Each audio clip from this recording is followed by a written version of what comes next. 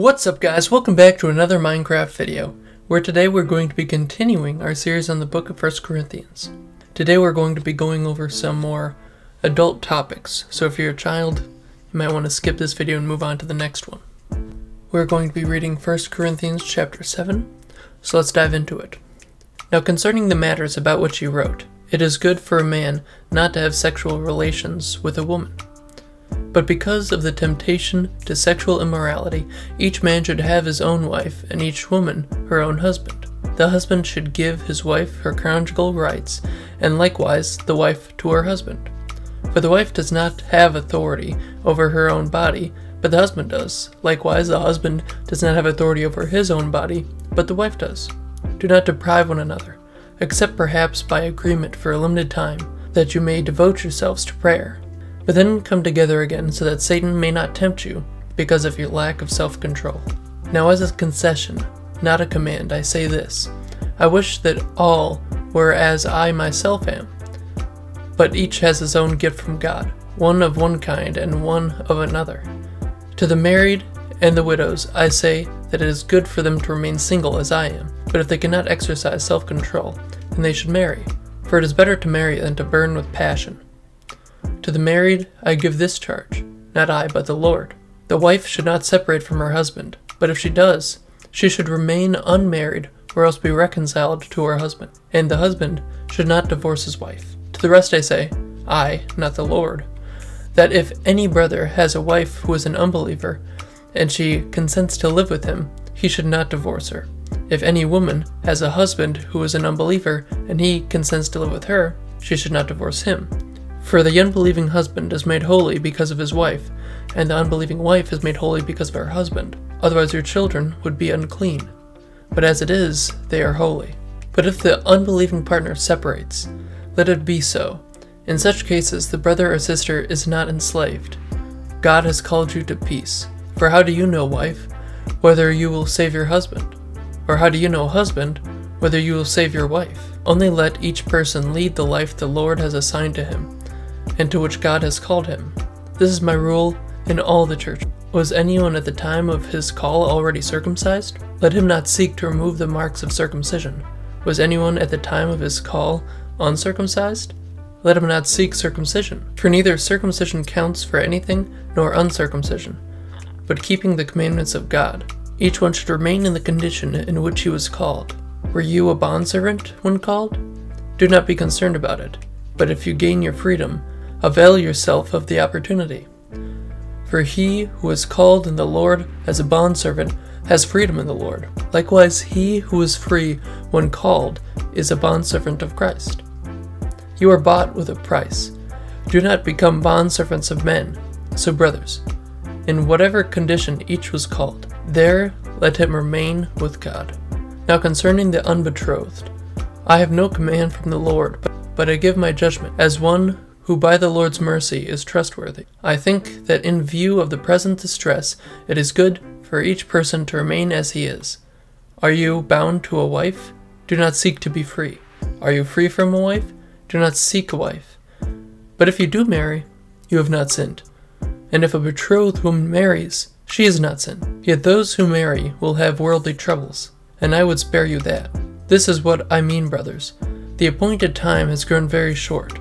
From now on, let those who have wives live as though they had none, and those who mourn as though they were not mourning, and those who rejoice as though they were not rejoicing, and those who buy as if they had no goods, and those who deal with the world as though they had no dealings with it. For the present form of this world is passing away.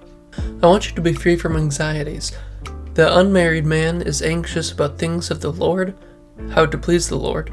But the married man is anxious about worldly things, how to please his wife. And these interests are divided, and the unmarried or betrothed woman is anxious about things of the Lord, and how to be holy in body and spirit. But the married woman is anxious about worldly things, and how to please her husband. I say this for your own benefit, not to lay any restraint upon you, but to promote good order and to secure your undivided devotion to the Lord. If anyone thinks he is not behaving properly towards his betrothed, if his passions are strong, and it has to be, let him do as he wishes. let them marry. It is no sin. But whoever is firmly established in his heart, being under no necessity but having his desire under control, and has determined in his heart to keep her as his betrothed, he will do well. So then he who marries his betrothed does well, but he who refrains from marriage will do even better. A wife is bound to her husband as long as he lives, but if her husband dies, she is free to be married to whom she wishes, only in the Lord. Yet in my judgment, she is happier if she remains as she is, and I think I too have the Spirit of God. So let's get into that.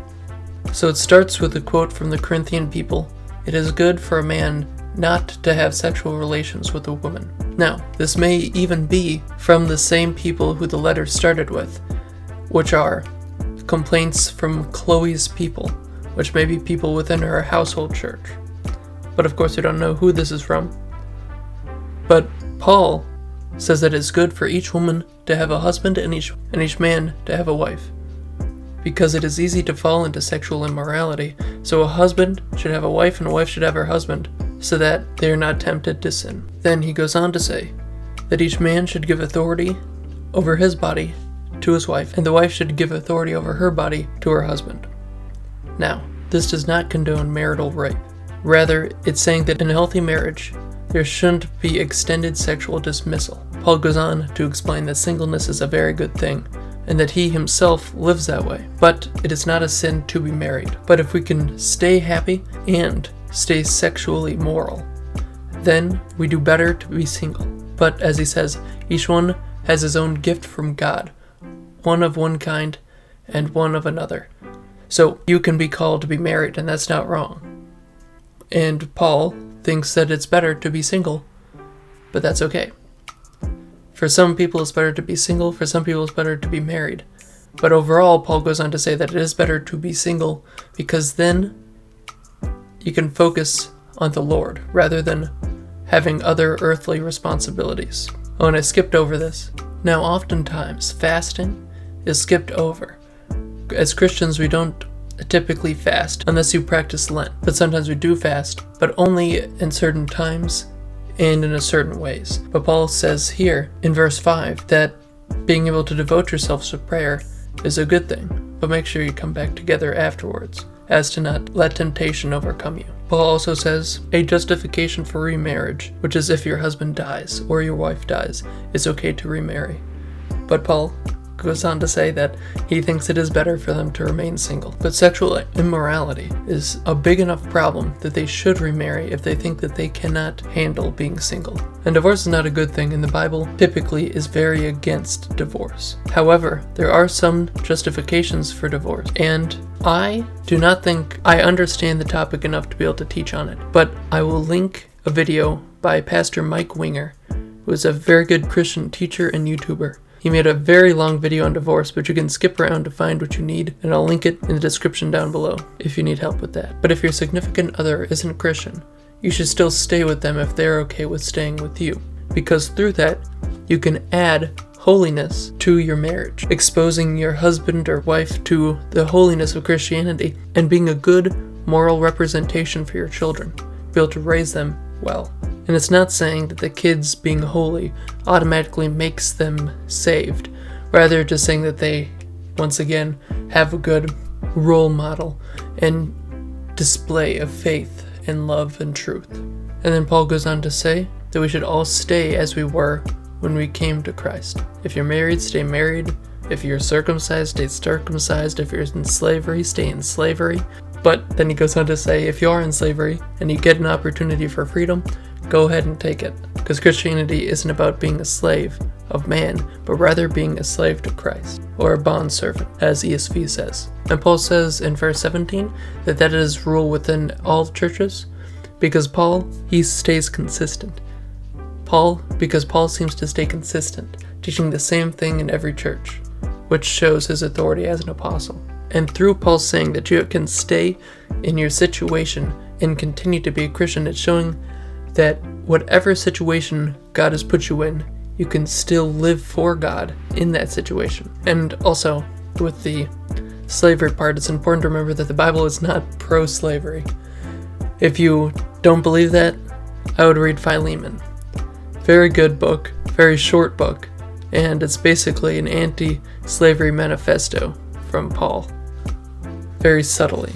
And because of Christ's sacrifice, Paul says that we are bought into slavery for Christ, because we are God's people, and we ought to serve Him because of the sacrifice Christ did for us. And now, even though Paul says in verse 25 that he has no command from God, because of the doctrine of inspired Scripture, we can still take this as Scripture. It just means he didn't have a specific revelation from God. Now, when it talks about the present crisis in verse 26, we don't know what that present crisis was. Some historians say that at the time in Corinth, they may have been going through a famine or a drought, but it may also have been religious persecution of Christians that Paul is warning them. So he's saying at the time, it is good to stay single, especially during this time, because of the present crisis. And during this present crisis, you will have worldly troubles, and to not be so consumed with the world, but to continue to look to God. And then he goes on to say that if you are married, you are not sinned, but you will be consumed with worldly troubles. And then he goes on to say that the appointed time has grown very short. And he's saying that because in terms of eras, there's God's people in the wilderness, there's God's people in Israel, there's God's people in exile in Babylon. God's people went through a lot of things, but after Christ, we are now in this new and final era, waiting for the second coming of Christ.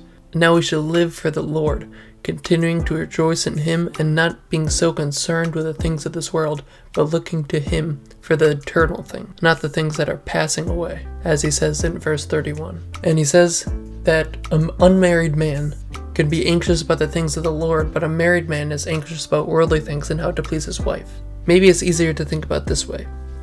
If I'm married and I get an opportunity to go help someone in a foreign country, I can't just pack up and leave like that. I would need to make sure that my theoretical wife would be okay with that, and that she would be okay while I'm gone, and I have tons of responsibilities that I need to take care of as a provider. However, if I were single, I could just pack up and leave right away. So Paul goes on to say later on that it's better to be single because of that, because you do not have those responsibilities, and you can live purely for the Lord. However, like he said earlier, each one has a different call, so it's not a sin to be married. It's just more simpler. It's just easier to serve the Lord in every way if you're single, but you can still serve the Lord in your marriage. In verse 37 and 38, Paul goes on to describe what the gift of singleness is. Someone who desires to be single. They've established in their heart they are under no necessity, but having his desire under control, and he is determined in his heart to keep her as his betrothed. So when you have the gift of singleness, if you will know, you will be fully committed to being single and serving the Lord. You'll be fully convinced in your own heart. And then Paul closes by saying that, once again, if your spouse dies, it's okay to remarry. However, Paul thinks it is better for you to stay single. And then he says, I think that I too have the Spirit of God, which is kind of ironic if you're a believer, because of the doctrine of inspired Scripture. He is literally inspired by the Spirit of God writing this. But that is all for this video. Thank you for watching. Have an amazing day, and God bless.